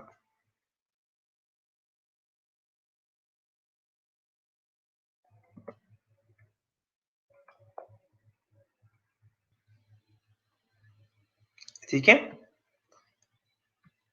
अब जी सर, अंबर पूछ रहे डेंडर क्या है, डेंडर, ठीक है। डेंडर कहाँ पे था?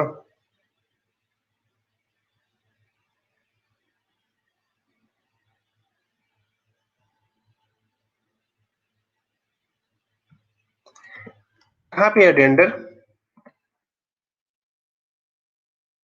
अच्छा ठीक है, ये डेंडर खुश्की को कहते हैं। जिस तरह डेंड्रफ है ना, डेंड्रफ इसी से निकला है, डेंडर से, ठीक है।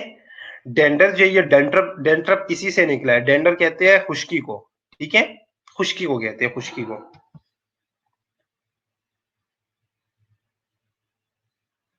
समझ आ गई यहां तक?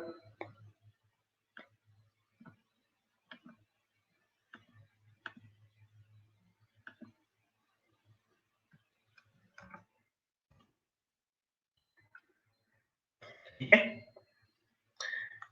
अच्छा, किसी और का कोई क्वेश्चन? एनाफाइलेक्सिस, निम्रा पूछ रही है एनाफाइलेक्सिस क्या है। एनाफाइलेक्सिस का मतलब है एलर्जिक, ठीक है। एलर्जिक रिएक्शन को हम एनाफाइलेक्सिस बोलते हैं, ठीक है। ओके, अब मैकेनिज्म क्या है, ठीक है। Initial introduction of antigen produce an antibody response. More specifically, the type of antigen and the way in which it is administered induce the synthesis of Ig antibody in particular. अब जब भी आपके अंदर antigen जो है वो initial introduction of antigen produce an antibody response, जब भी एंटीजन एंटर होता है तो वो क्या करता है, वो एंटीबॉडी रिस्पॉन्स को प्रोड्यूस करता है।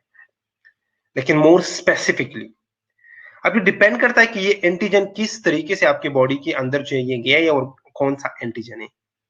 अब जो इसके खिलाफ रिस्पॉन्स आएगा वो भी मोर स्पेसिफिक होगा। जो एलर्जन या जो स्पेसिफिक एंटीजन अंदर जाएगा उसके खिलाफ वही स्पेसिफिक जो है वो एंटीबॉडीज आईजी जो है वो स्पेसिफिक पर्टिकुलर एंटीबॉडीज जो है वो बनाएगी।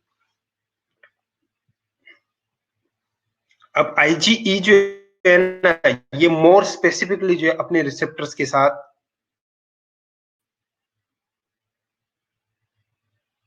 एनाफाइलेक्सिस का मतलब है allergic reaction.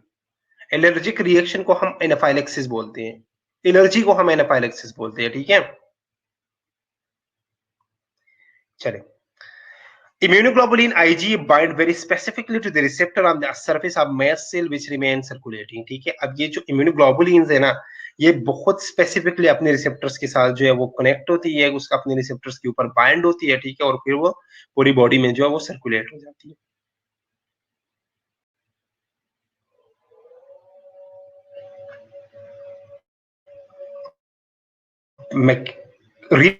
Reintroduce antigen interact with Ig and mast cell, causing the cell to degranulate and release large amount of histamine, lipid mediator, and chemotactic factor that cause smooth muscle contraction, vasodilation, increased vascular permeability, bronchoconstriction, and edema. These reactions occur very suddenly, causing death. अब जब दोबारा ये antigen आपकी body के अंदर आता है ना, एक दफा ये आपकी बॉडी के अंदर आया, ठीक है, आपके अंदर एंटीबॉडीज बन गई, वो एंटीबॉडीज जो है वो स्पेसिफिकली अपनी जो उसके रिसेप्टर्स है मैस्ट सेल के ऊपर, उसके ऊपर जो है वो अटैच हो रही है, ठीक है, अटैच होके वो पूरी बॉडी में सर्कुलेट होगी ब्लड के अंदर। अब जब ये दोबारा ये एंटीजन आपकी बॉडी में आता है तो क्या होता है, जब दोबारा ये आपकी बॉडी में आता है तो मैस्ट सेल क्या करती है, मैस्ट सेल जो है वो लार्ज अमाउंट में हिस्टामिन, लिपिड मेडिएटर और कीमोटैक्टिव मेडिएटर या कीमोटैक्टिव फैक्टर जो है वो रिलीज करती है। अब इन फैक्टर्स की वजह से क्या होता है, आपकी स्मूथ मसल जो है वो कॉन्ट्रैक्ट हो जाती है, वेसल्स जो है वो डायलेट हो जाती है, ठीक है, और आपके वेसल्स की फर्मेबिलिटी जो है वो इंक्रीज हो जाती है। ब्रोंको कंस्ट्रक्शन हो जाती है, ठीक है, ब्रोंकस जो है वो आपकी कंस्ट्रिक्ट हो जाती है और एडीमा जो है वो कभी कभार शुरू हो जाती है। अब ये जो रिएक्शंस होते हैं ये बहुत सडन रिएक्शंस होते हैं और इसकी वजह से जो है ना एक इंसान की डेथ भी हो सकती है, ठीक है। अब इसके अंदर कौन कौन सी मेडिएटर्स जो है वो इन्वॉल्व है, हिस्टामिन है, साइटोकाइंस है, ठीक है, कीमो अट्रैक्टेंट्स है न्यूट्रोफिल्स के और इसिनोफिल्स के लिए, एंजाइम्स हैं, ट्राइप्टेज है, ट्रिप्टेज एंजाइम है, काइमेज एंजाइम है, ठीक है, कैटिप्सिन है, कर वो चेंजेस आती है, ठीक है, टिश्यूज की ब्रेकडाउन होती है, इसके अलावा ल्यूकोट्रीन्स है, ठीक है, और प्रोस्टाग्लैंडिन्स है। ये सारे मीडिएटर जो है वो टाइप 1 हाइपर सेंसिटिविटी रिएक्शंस के अंदर जो है वो इन्वॉल्व है। अब इसके लिए हम डायग्नोस्टिक टेस्ट की कौन सा करवाते हैं, ठीक है, हमें पता कैसे चलेगा कि आईजीई या टाइप 1 हाइपर सेंसिटिविटी रिएक्शन है। टाइप 1 या इमीडिएट हाइपर सेंसिटिविटी रिएक्शन के लिए जो हम डायग्नोस्टिक टेस्ट करते हैं उसमें हम क्या करते हैं, स्किन को हम या प्रिक कर लेते हैं या इंट्राडर्मल टेस्ट करते हैं। स्किन की स्पेसिफिक दो टेस्ट है, प्रिक और इंट्राडर्मल टेस्ट, ठीक है। उसके अलावा हम क्या करते हैं, इसके अलावा हम करते हैं आपकी बॉडी के अंदर जो स्पेसिफिक आईजी एंटीबॉडीज है, ल्यूकोट्रीन है, ये एक केमिकल मीडिएटर है, ठीक है। ल्यूकोट्रीन जो है, निमरा पूछ रहे ल्यूकोट्रीन क्या है, ठीक है, ये केमिकल मीडिएटर्स है, ठीक है। ये स्पेसिफिकली हम उन मीडिएटर्स के अंदर नहीं जा रहे, वो बहुत ज्यादा डीप हो जाएगा, ठीक है।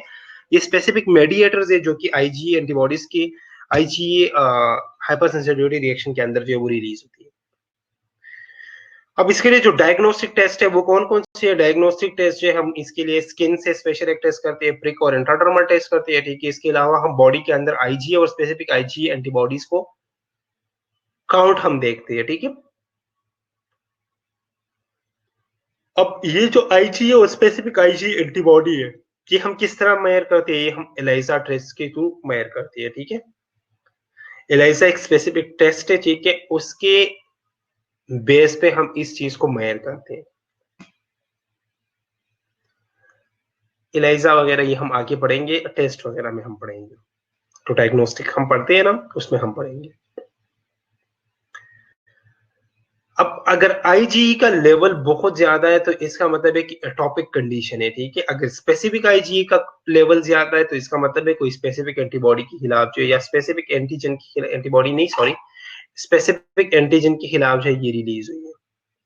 अगर आईजीई का लेवल ज्यादा है तो इसका मतलब है एटॉपिक कंडीशन है, बाय बर्थ कंडीशन है, जेनेटिक कंडीशन है, ठीक है। लेकिन अगर स्पेसिफिक आईजी ई जो है वो ज्यादा है, तो इसका मतलब ये है कि ये स्पेसिफिक कंडीशन के खिलाफ या स्पेसिफिक एंटीजन के खिलाफ ये एंटीबॉडीज या ये जो एंटीबॉडी है ये रिलीज या प्रोड्यूस हो चुकी है। ठीक है, अब इसे हम ट्रीट कैसे करेंगे? ठीक है, इसके लिए हम non steroidal anti inflammatory drugs देते हैं। ठीक है, जिसे हम एनसेड्स बोलते हैं। एनसेड्स दे सकते हैं, एंटी हिस्टामीन्स दे सकते हैं। ठीक है, जो कि हिस्टामीन के रिसेप्टर को ब्लॉक करके एलर्जिक रिएक्शन को खत्म करवाती है। इसके अलावा हम स्टीरॉइड्स दे सकते हैं, थियोपाइलिन देते हैं, और अगर प्रोलॉग या इंक्रीज है बहुत ज्यादा, तो उसके लिए फिर हम क्या एपिनेफ्रीन भी देते हैं। ठीक है,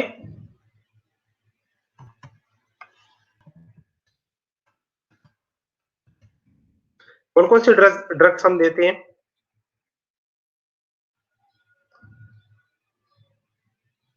नॉन स्टेरॉयडल एंटी, अच्छा लास्ट पॉइंट रिपीट कर दे। ठीक है, हमजा लास्ट पॉइंट ये है कि उसके लिए हम ड्रग्स कौन कौन से देते हैं। Non steroidal anti inflammatory drugs दे सकते हैं। ठीक है, एंटी हिस्टामीन दे सकते हैं जो कि हिस्टामीन रिसेप्टर को ब्लॉक करवाती है। ठीक है, स्टीरॉइड्स दे सकते हैं। ठीक है, अगर बॉडी के अंदर केम का लेवल जो है वो मैस्ट सेल के अंदर केम का लेवल ज्यादा हो। केम का मतलब क्या है? CAMP। CAMP का मतलब है साइक्लिक एडिनोसिन मोनोफॉस्फेट। ठीक है, साइक्लिक एडिनोसिन मोनोफॉस्फेट। ठीक है, जो कि बायोलॉजिकल रिस्पॉन्सेज को मीडिएट करता है। ठीक है, इंट्रासेलुलर CAMP का मतलब है साइक्लिक एडिनोसिन मोनोफॉस्फेट। ठीक है, ये एक मैसेंजर है, सेकंड मैसेंजर है, जो कि बॉडी के अंदर बायोलॉजिकल रिस्पॉन्सेज को मीडिएट करता है। ठीक है, अगर ये मैस सेल के अंदर इसका लेवल ज्यादा हो, ठीक है, तो फिर हम ट्यूपाइलिन और एपिनेफ्रिन वगैरह भी दे सकते हैं। लास्ट स्लाइड में कौन सा पॉइंट है? ठीक है, अगर आईजी का लेवल ज्यादा है तो ये इंडिकेट करते हैं कि एटॉपिक कंडीशन है। ऑल्दो कुछ कंडीशंस ऐसी भी है जिसमें भी आईजी का लेवल ज्यादा रहता है, जिस तरह कुछ माइलोमास है। ठीक है, माइलोमास कैंसर है। ठीक है, और मसल्स कैंसर है। ठीक है, कुछ और कुछ हेलमेंथिक इन्फेक्शन है जो कि पैरासाइटिक इन्फेक्शन है, उनमें भी आईजी का लेवल जो है वो ज्यादा होता है। लेकिन मोस्टली जब आईजी का लेवल ज्यादा होता है तो हम कहते हैं कि ये एटॉपिक कंडीशन है, बाय बर्थ जेनेटिक कंडीशन है। ठीक है, अगर स्पेसिफिक आईजी का लेवल ज्यादा है तो किसी स्पेसिफिक एंटीजन के खिलाफ जो आईजी ये एंटीबॉडी जो है वो प्रोड्यूस हुई है। ठीक है, अब समझ आ गई हमजा?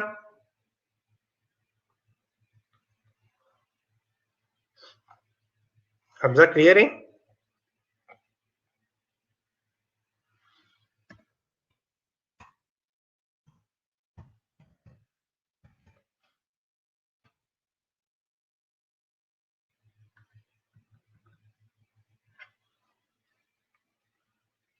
ठीक है,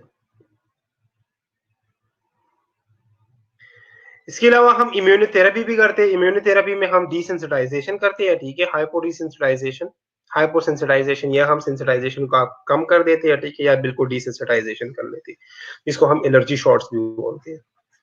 इसके अलावा हम क्या करते हैं? Repeat injection of allergen to reduce the IG on मेसिर एंड प्रोड्यूस आईजीजी। ठीक है, हम क्या करते हैं? रिपीटेड जो है वो एलर्जन जो है वो बार बार रिपीटेडली जो हम एलर्जन जो है वो पेशेंट के सामने जो है वो एलर्जन से प्रोन कर देते हैं। ठीक है, जिस तरह इसको इसकी वजह से जो है ना उसकी डिसेंसिटाइजेशन हो जाती है, बार बार एक प्रोड्यूस बार बार रिएक्शन प्रोड्यूस होता है। ठीक है, हम कम मिकदार में पहले जो है वो डिसेंसिटाइजेशन में हम क्या करते हैं? जिस चीज से आपको प्रॉब्लम होती है ना, उस चीज के साथ हम बार बार आपका ना सामना करवाते हैं। ठीक है, पहले जो है उसको कम पावर में लेके आते हैं। ठीक है, आपका सामना करते हैं उसके साथ, तो आप जो है वो रिएक्शन प्रोड्यूस करते हो, फिर उसको थोड़ा आराम आराम से इंक्रीज कर लेते हैं। ठीक है, तो इसकी वजह से जो है ना आपकी बॉडी डिसेंसिटाइज हो जाती है। ठीक है, एक वक्त ऐसा आता है कि आपको बिल्कुल जो है उस चीज से प्रॉब्लम नहीं होती है, ये चीज खत्म हो जाती है। ठीक है, उसको हम क्या बोलते हैं? इसको हम इम्यूनोथेरेपी बोलते हैं। और ये जो स्पेसिफिक डिसेंसिटाइजेशन प्रोसेस है ना, ये हम मोस्टली करते हैं, जो डिसेंसिटाइजेशन प्रोसेस है मोस्टली हम करते हैं डिप्रेशन और एंजाइटी वगैरह के लिए। ठीक है, साइकेट्रिक टर्म में आपको किसी चीज से डर लगता है ना, आप आराम आराम से उस चीज के पास जाते हो, उस चीज के पास तो आपका डर जो है वो खत्म हो जाता है।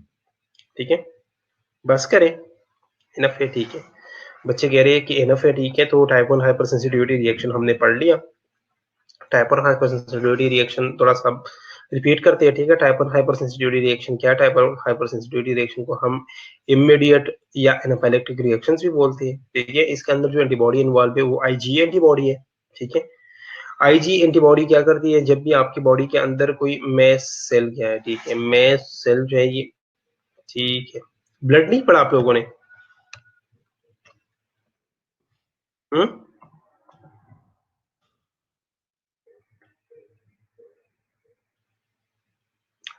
मैस सेल्स ब्लड के अंदर वो सेल्स है जो जिसके अंदर बेसोफिल्स जो है ना वो प्रेजेंट होते हैं। और इसका काम क्या होता है? इसका काम होता है हिस्टामिन को रिलीज करना, ठीक है। इन जब भी इन्फ्लेमेटरी और एलर्जिक रिएक्शंस होते हैं ना, उसके अंदर जो है ये हिस्टामिन रिलीज करती है, ठीक है। मैस सेल जो है ये, मैस सेल के अंदर बेसोफिल ग्रेन्यूल्स प्रेजेंट होते हैं, ठीक है। जब भी एलर्जिक और इन्फ्लेमेटरी रिएक्शन हो तो ये इसके अंदर हिस्टामिन रिलीज करवाती है,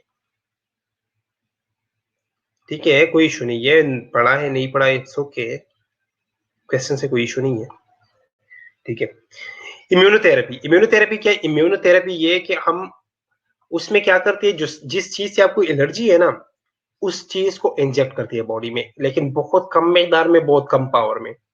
तो आपकी बॉडी जो है वो क्या करती है? आपकी बॉडी उस चीज के खिलाफ रिएक्शन देती है, आराम आराम से हम उसको चीज को ज्यादा करते हैं, हम आराम आराम से, तो हम क्या करते हैं? इस चीज से डिसेंसिटाइज हो जाते हैं, ठीक है। अब क्लियर है? ये भी मैं शेयर करता हूँ, बाकी स्लाइड भी मैंने शेयर की, ये भी मैं शेयर कर लूंगा, ठीक है। क्लियर है यहाँ तक? चले, गुड।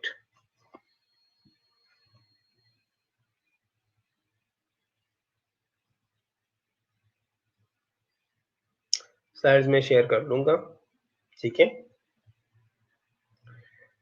मैस सेल जो है वो हिस्टामिन को स्टिमुलेट नहीं करती, हिस्टामिन को रिलीज करती है। हिस्टामिन मैस सेल से रिलीज होती है, ठीक है। और कोई क्वेश्चन?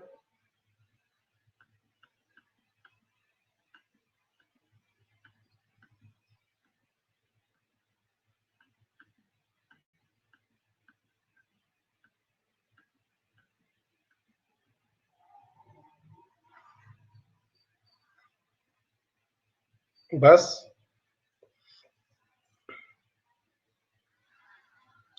स्टीरॉयड से बॉडी को हार्म होता है। ये जो कॉस्मेटिक्स वगैरह जितनी भी आप लोग यूज कर रहे हो, ठीक है, जो भी यूज कर रहा है, कॉस्मेटिक्स वगैरह जितनी भी होती है ना, जो फेस वगैरह पे ये लोग लगाते हैं, ठीक है, कॉस्मेटिक्स के अंदर मोस्टली स्टीरॉइड्स होती हैं। और स्टीरॉइड्स की वजह से क्या होता है? स्टीरॉइड्स की वजह से जो है ना, ये बॉडी के ऊपर जो है वो हेयर ग्रोथ जो है वो ज्यादा हो जाता है। जहां पे आप स्टीरॉइड्स यूज करते हो वहां पे हेयर ग्रोथ जो है वो बहुत ज्यादा हो जाता है, ठीक है। स्टेरॉइड्स के काफी सारे नुकसान है, ठीक है। एंटी इंफ्लेमेटरी तो ये है, लेकिन ये आपकी इम्यून रिस्पॉन्स को कम करवाता है, आपका इम्यून रिस्पॉन्स जो है वो कम हो जाता है, ठीक है। इसीलिए हम ये जो ऑटो इम्यून रिस्पॉन्सेज है ना, इसलिए इसमें हम स्टेरॉइड्स देते हैं, क्योंकि आपका इम्यून सिस्टम ने क्या किया? अपनी ही सेल के खिलाफ जो है वो जंग शुरू किया है। तो हम क्या करते हैं? स्टेरॉइड्स दे देते हैं, इसकी वजह से जो आपका इम्यून सिस्टम है वो थोड़ा सा लो डाउन हो जाता है, ठीक है। तो फायदे भी और नुकसान भी।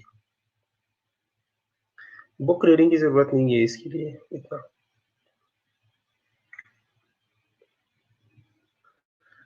ये क्या है? राजफर क्या कह रही है? सर लिफ्ट फोबिया कैसे खत्म हो सकता है?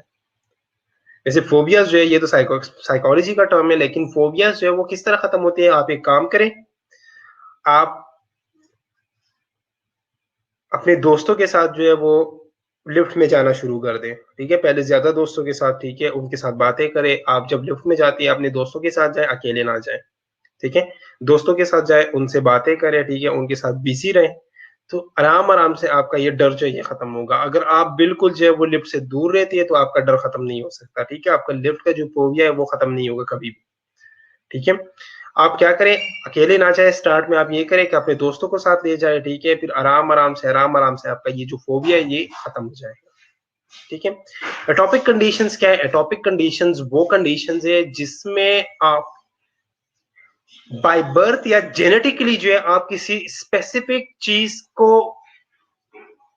आप रिस्पॉन्सिव है, ठीक है, आप किसी स्पेसिफिक चीज के लिए आपका एलर्जिक रिएक्शन जो है वो इनिशिएट होता है, ठीक है। जब आप बाय बर्थ जब आपको किसी चीज से बाय बर्थ किसी चीज से एलर्जी हो ना, उसे हम एटॉपिक कंडीशंस बोलते हैं।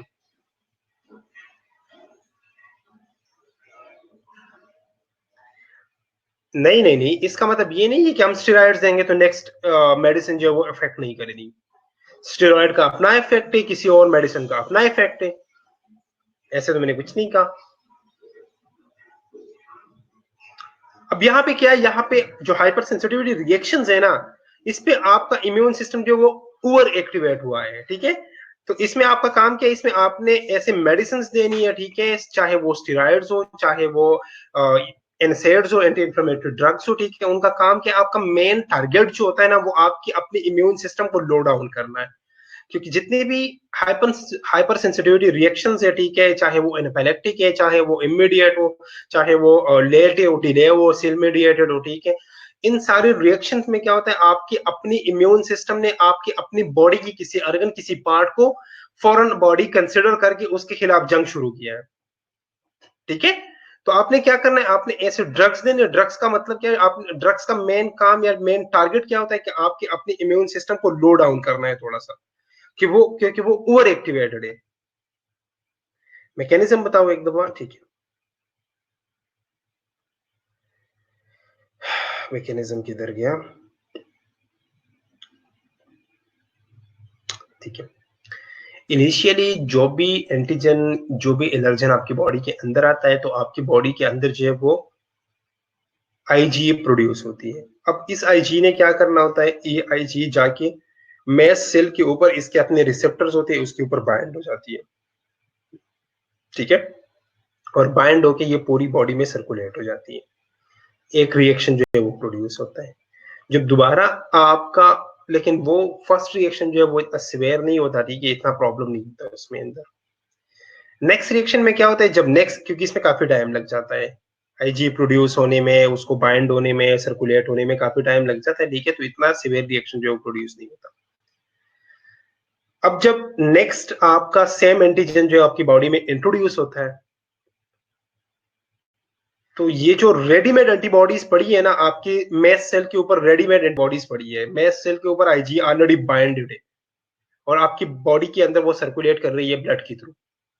जब नेक्स्ट टाइम आपका सेम एंटीजन के साथ सामना आता है, तो क्या होता है कि ये बॉडी जो है, ये मैस सेल जो है वो क्या करती है, हिस्टामिन रिलीज कर लेती है, लिपिड मीडिएटर्स और कीमोटैक्टिक फैक्टर्स जो है वो रिलीज करवाती है।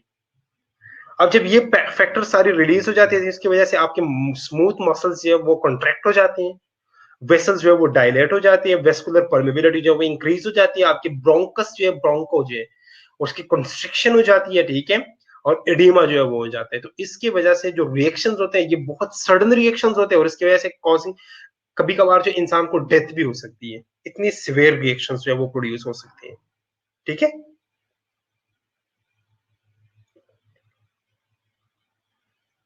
मोंटिका, मोंटिका जो मेडिसिन है ना, वो स्पेसिफिक इस्तेमा में यूज होती है, ठीक है। ये वैसे जो कांसी वगैरह के लिए यूज नहीं करते, नस्ला कांसी के लिए आप मोंटिका यूज करते हो। मोंटिका कौन यूज करता है नस्ला कांसी के लिए?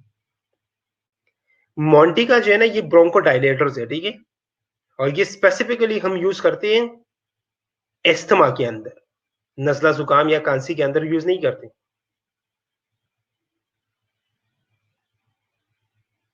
ठीक है। और स्टीराइड्स का हरगिज ये मतलब नहीं है कि आप स्टीराइड्स किसी को दे दो तो आप कोई और मेडिसिन दोगे तो वो अफेक्ट नहीं करेगा, ऐसा बिल्कुल नहीं है, ठीक है। एलर्जी में यूज कर सकते हैं, क्योंकि वो ब्रोंको एलर्जी में हम यूज करते हैं, क्योंकि ब्रोंको एलर्जी, जब भी मोस्टली एलर्जी होती है ना, एलर्जी के दौरान ब्रोंको कंस्ट्रिक्शन होती है। तो ब्रोंको कंस्ट्रिक्शन अगर है तो आप फिर मोंटी का यूज करते हो, लेकिन मोंटी का यूज करने का ये मतलब नहीं है कि आप कभी भी कोई भी एलर्जी हो तो आप मोंटी का यूज कर लो, ठीक है। मोंटी का हम नहीं यूज कर सकते, हम मोस्टली हर एक एलर्जी में हम मोस्टली एंटी हिस्टामिन यूज करते हैं। एंटी हिस्टामिन में हम मोस्टली जो है ये रिजिक्स और सॉफ्टिन वगैरह जो ये दे सकते हैं, ठीक है। और कोई क्वेश्चन?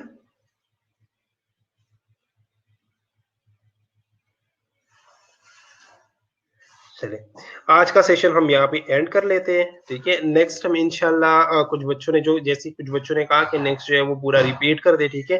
नेक्स्ट हम इंशाल्लाह नेक्स्ट वीक पूरा रिपीट करेंगे, ठीक है? अपना बहुत-बहुत ख्याल रखिएगा, अपनी फैमिली का, खासकर अपने माँ-बाप का, ठीक है? छोटे बच्चों का जो फैमिली में है, ज़्यादा बाहर ना घूमें, ठीक है?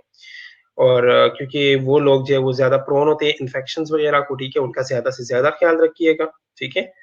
और यहाँ पे अब हम अपना सेशन जो है वो क्लोज़ कर लेते हैं। ओके, अल्लाह हाफ़िज़।